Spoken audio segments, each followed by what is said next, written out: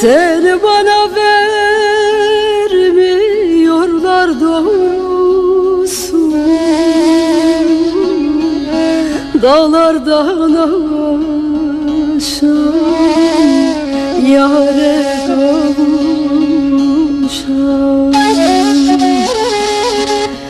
Seni bana vermiyorlar doğrusu. Erkekliğin